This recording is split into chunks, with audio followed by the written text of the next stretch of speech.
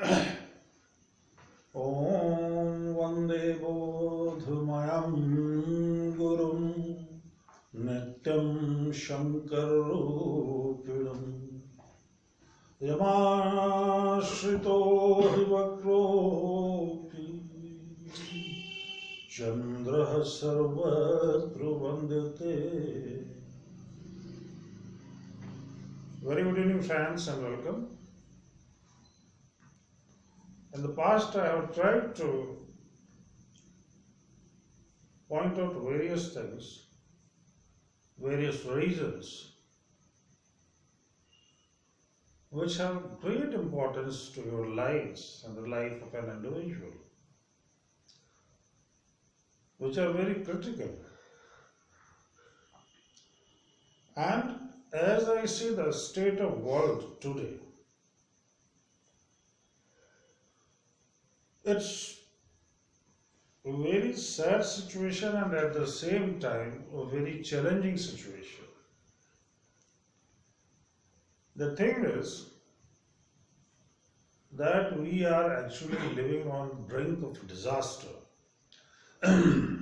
Sorry. We are living on the brink of a disaster. What we have done is, in the past few 100 years or nearly 1000 years, is good enough to wash the entire humanity and the creed of Homo sapiens from the earth.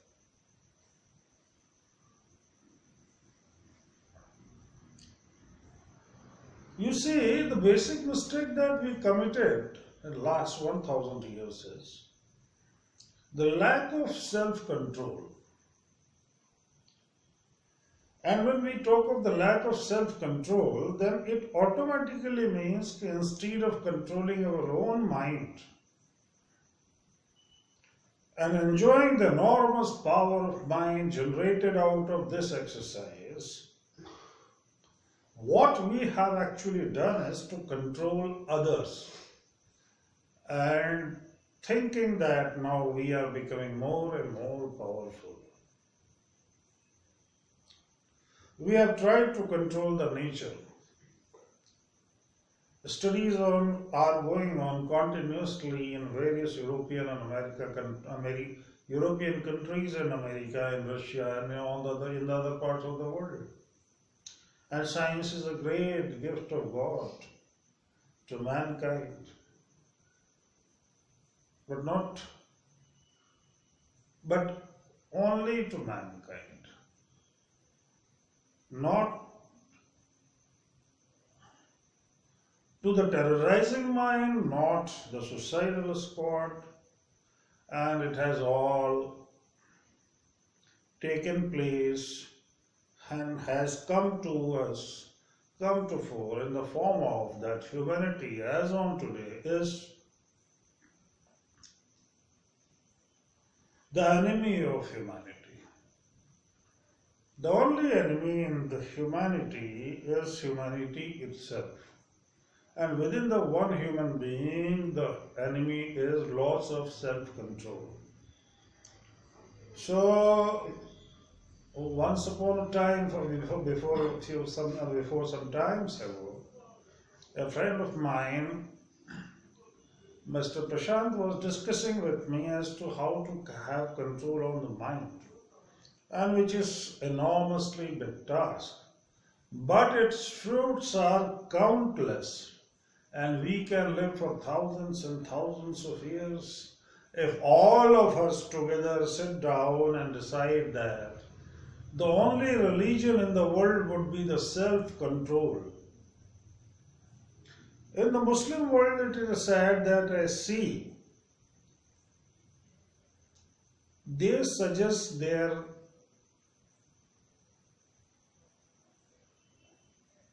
womanhood to clad themselves from top to toe, telling that it doesn't leave you with a good state of mind. But at the same time, I have to remind you of this, that you yourself has got the enormous capacity to control your mind. And once you get the mental control, all the powers of supernatural nature start beckoning on yourself, and you yourself become immensely powerful and can influence the happenings of the world. It can be understood from the life of Mahatma Gandhi. He alone, out of self-control, provided the country India independence from the Britons. What goes around comes around, and Britain is no more a talked about country these days. Britain is reaping out of its past. At present, I really haven't come across any such stuff, sparkling news from Britain, which might come to be which might look like some hope for the humanity. In fact, I think they never did anything which can be considered to be the hope for humanity. I really do not know what genes they possess. But in India, it is always the ages of the prophets. Always it is the ages of the prophet, the person who have universal mind. Sometimes I come across, and which is right also, that in spite of all that and economic growth, India is a country which is impoverished country, and the big population of its remains and lives life below poverty line, and that's true also. That's very much true. And I personally take the blame of being such an Indian that I still tolerate such India.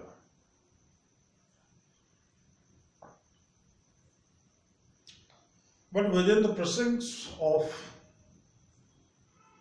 the present times, sometimes, and in fact many times, I feel helpless. Nobody else is thinking about the future that is waiting for us. We are living in the age of might, it is right. But now we are not living in the age of self-control, which is far more superior and bears far more wonderful and beautiful fruits than just only becoming mighty. Let the God remain almighty and let you have self-control. And this will make a perfect pairing, and you will again come down to the realm of enjoyable life. You are not unhappy because you don't possess wealth. Many countries possess enormous wealth. Many individuals possess enormous wealth. But it is my guarantee that they are not happy and they will not be happy. Their mind won't allow to do so. The biggest association which troubles the human mind so much so that we are virtually on the brink of a third world war. What really disturbs us? Many people have given many theories, many people have given a lot of reasons for our deprivation, for our poverty, for our illness, for our unhappiness. Very few people have been able to realize that the time and space itself is the signature of unhappiness. Then what is happiness? Exploiting the mind to the highest is the religion and cause of happiness of the mind. It has got almost no connection with external tributes. And when we talk of exploiting the mind to the highest, then we automatically come to know that willingly or unwillingly, our mind is capable of realizing the God. And yes, He is there, and yes, I have seen Him, and yes, I do see Him every day, almost every time. It is this reason that I normally speak with my eyes closed, because when I am speaking about the Almighty, it is a prayer for me. Whatever I am doing in front of you people is a prayer for me.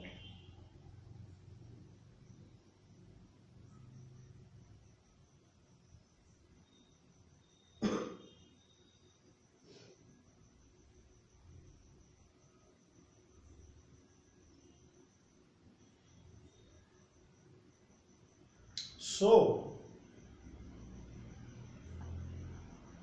the time and the space is your enemy. The basic nature of human mind, the basic transcript of the human mind, the fundamental transcript of the human mind, for those who have realized it, is spiritual experience of the Atma, the Self, the Brahma, the Soul. Christ was that. Krishna was that. Ram was that. No, Rasputin was not that. Hitler was not that. I still could not find a single good reason why the Germans were so proud of themselves. Just only because they almost destroyed the world. And this is their definition of happiness. My mind doesn't reconcile. See, we are all possessing a body. And the faculty of the body is mind, which keeps control on the whole of the body and the surroundings. And the persons who have allowed their mind to grow and grow, they control much bigger sections sometimes of society in form of leaders and in many other ways. But only three fundamentals are required to control the mind. One is your voice, the second is your breath, and third is approach to the truth, final truth, which is answer of every single happening in universe. Big Bang is not that.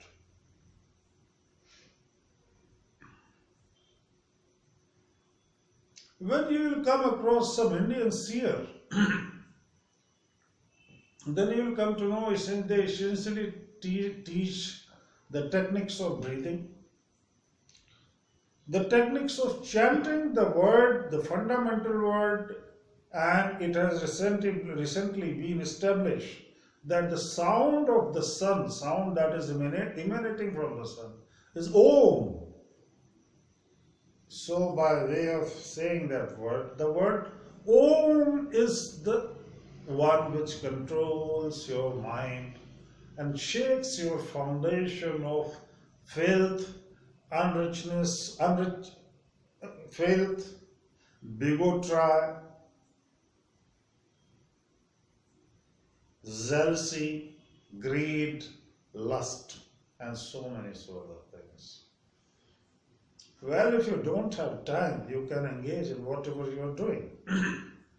But what comes around, what goes around, comes around. You do whatever you want to say, but then you will be made to pay.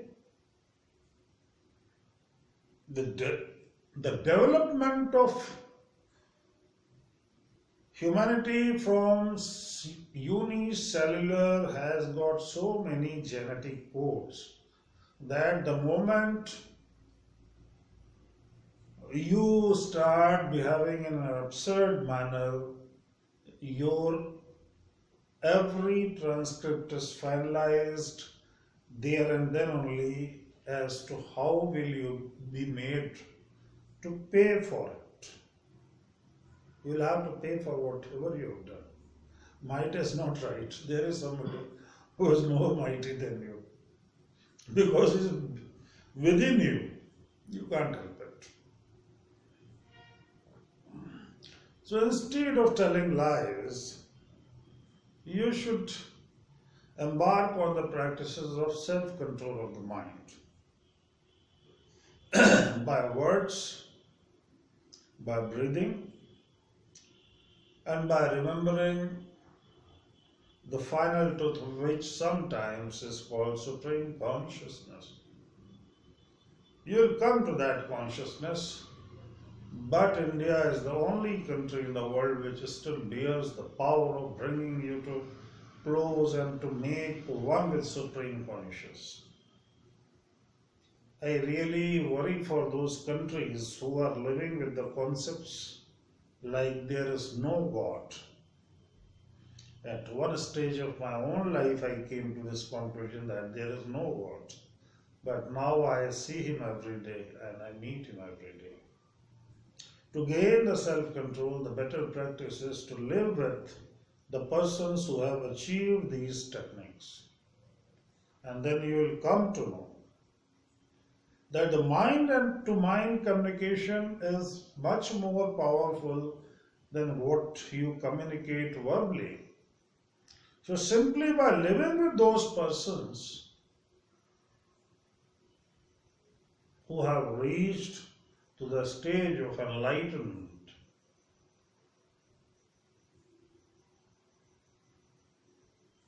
in their minds no more the darkness prevails, but a divine light. Remember my words, the divine light, which is within your body and which is outside yourself. But in order to see Him, you have to improve your brain qualities and mind qualities, which we Hindus call opening of the third eye. So take into account chanting the word Om. The second thing is pranayam. The third thing is making your mind and memory cells acquainted with remembrance of the God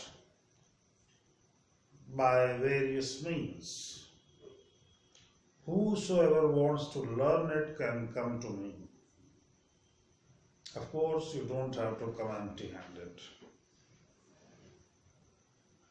And the technique, the value that you give to your life is reflected with what kind of persons are you living, what kind of persons you are spending your time with.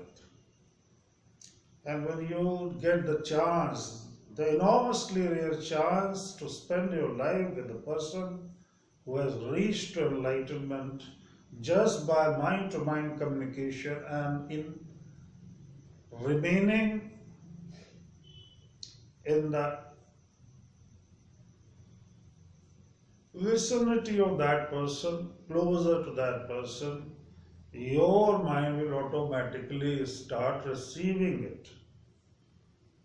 And ultimately, your mind will appreciate what is the silence of the mind, what is the peace of the mind, and how powerful the mind is, that you don't need the missile called SATAN, Satan, developed by Soviet Russia, and which might be the cause of the Third World War because it travels 7 kilometers per second.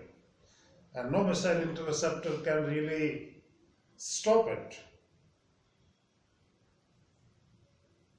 Human intelligence has walked only too far in a way by saying that from unicellular to brainless Homo sapiens who are very much interested in committing suicide.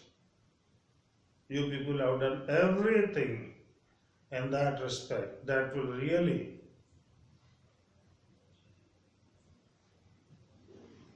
make the mass suicide festival And if you don't want to really confront such a situation, want to remain alive and happy and kicking, then you will have to find someone who is as passionate about life as I am. There are other persons also. Come to me or go to them, but save yourself, save your mind, bring self-discipline. Otherwise, you even may not take a third world war, you have already destroyed yourself. Your minds are now dustbins. Come, let us pray to that God. Come, let us pray and pray to that God to give us wisdom. And let us pray to make the God to meet at least one person who has seen the God, so that we can believe on what we are.